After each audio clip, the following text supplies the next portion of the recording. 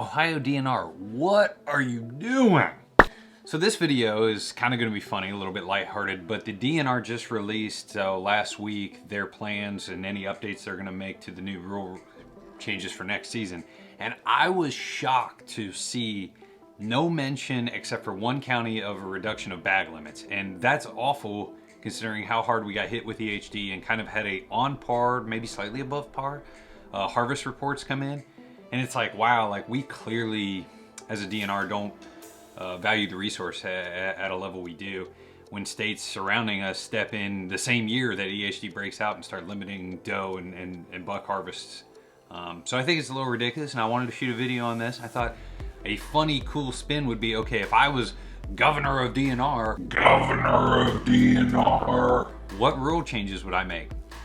And so I will make these specific around deer season. And something I think is worth noting is I heard on the Hunter podcast an interesting perspective that the equipment and the technology, we're really evolving at the craft of deer hunting, and the laws and regulations are not keeping on par to like maintain the resource. And I thought that was a good way to phrase up a lot of what's happening. And okay, let's get to my proposed changes if I was governor of DNR. So let's start with season dates. I think that's a very good way to look at things.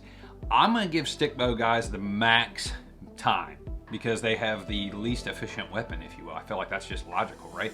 So stick bow guys, September 15 through end of January. That is your season. Take it and run with it. Compound guys kick off October 1. I think that's a very popular date across the Midwest, several states open, and I'm gonna cut those guys off January 15th. So stick bow guys obviously get about a month and a half longer. Crossbow guys. And I thought about booting all crossbows in general, or making them very regulated like Iowa does. And I think what I'm gonna do is put those in season from October 15 through the 30th. And why I think crossbows nowadays need their own season is they are very effective deer killing tools. Sure, it's a great way to introduce somebody to the outdoors. I'm not super anti-crossbow, but when you can shoot a 50 and 100 yard group better than my grandpa's 30-30, I think that is not technically a archery weapon. There is no ands, ifs, or buts. Literally no recoil, 50, 100 yards shooting better than 30-30s. We're gonna put that in its own season. My gun season dates. And what I think I wanna do is, one, Ohio's gun season starts on a Monday. That's a terrible idea. It's like the Super Bowl being on Sunday when everyone's hungover at work on a Monday. Like, we need to change. So I'm gonna have 2 gun seasons centered around weekend hunting because the world, most Americans are off work on weekends. It's just fact. And we're gonna have those be like the Saturday, Sunday, Monday after Thanksgiving, be the gun season 1, if you will. And then the following will be 2 weeks later. This year that would have been around the 10th through the 14th. That'll be a 4-day, or it'll be Saturday, Sunday, Monday, Tuesday. That gives guys 2 separate weekends-ish to do plenty of firearm hunting. You get them after the rut. You get them in December. There's still some you know, slight secondary rut. Like, I just think that's a good happy medium. I will put muzzleloader season as the first full weekend in January. We'll kick that thing off like the Friday, Saturday, Sunday. Like a 3-day muzzleloader season. I mean, and no BS with muzzleloaders. You gotta load them. It's gotta be powder or pellet form. None of these like pre-made cartridges that all you're doing is putting in a... That's not a muzzleloader. Heck, we might even look to make these things like iron sights only or something. Like, it should be somewhat of a primitive style pursuit on muzzleloader weekend. I think for bag limits and looking at what you can harvest, every hunter can have a buck tag. I think that's cool. But as far as doe tags and distribution, like, I think the DNR needs to do that on a county basis. And there's no excuse now with the drone thermal type technology, the DNR, like, you can survey your grounds and kind of know how many does are in per county, but definitely do it on a per county basis. Like, if you've got counties with tons of does, shoot them. But if counties, you know, maybe have a lacking doe quality, and that can change year to year or every 2 to 3 years, whatever you think. But I would like to see a more dialed in specific doe type harvests, because you know there are areas that does should live, and so some years maybe you dial that back. These are kind of some odd and end things, and a lot of these actually stem from other states. And I would like to see maybe an extra little like pass or stamp or something for maybe certain forest WMAs.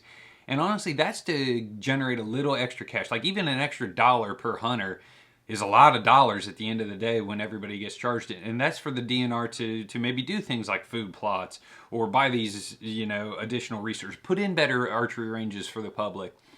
And I've seen other states do this, and I think it's a good way to incorporate like a little better cash. You know, if you believe a certain state forest maybe is a little better, you know, because you're going to put on some timber projects, I think, you know, asking a couple extra bucks to hunt that specific unit, not a terrible idea. Out of state hunting, you know, as a state here that gets a lot of easternish pressure, like I like guys to be able to go other places, I go other places. But I think the West had figured this out. When you have a demand for a product, a big game tag, you need to watch the onslaught of outward pressure from other states. And so probably some sort of draw-ish type system should be put in play for Ohio, right? The demand's there. You can fetch some extra dollars as well. I think those are all good things. And again, extra dollars for the DNR puts better resources like archery ranges, boat ramps, stuff like that. I'm gonna totally kick baiting out. I don't think you should be allowed to do that. I might put a clause outside of deer season you can bait. You know, if we're gonna have a harsh winter, if somebody wants to dump some extra corn there in February to help, you know, get those mamas started off right, I'm okay with that, I think. If you want to run a couple extra minerals on your private ground in the summer to get some picks, okay. But in season, we're taking anything foreigny out of the ground. It's got to be out of there. As far as a gun season caliber, I'm gonna let that be up to the specific county. You know, if you want to be able to use a 270 because it's a rural enough county and population density isn't bad, okay, go for it. Definitely kicking out cell cams, drones, regular trail cams. I might limit to public land. I think public land needs to be very untouched, a wilderness, a wildlife area for all to enjoy. I would hate to see the day that he with the most trail cams on public land is the best hunter. So no baiting on public land, no permanent stands. Oh, another kind of public land style rule that I've seen. Some states have draws for certain pieces of public. Some also maybe consider no gun hunting on some of their public land to maybe have a little bit better pursuit, a little better numbers, a little bit higher caliber. I'd like to see Ohio maybe step that up for a few WMAs that want to be a little better managed. But guys, I want to hear from you. What are a couple of these laws? Do you like anything I said that you would want to adapt? Also, if you watch our social feed, I will be posting a link to the March open house comment for the ODNR. I think we need to raise a little bit of awareness around putting in your voice to the ODNR, if you will. Appreciate you guys watching. Hope you like this video. Team Harder and Bucks, we're out.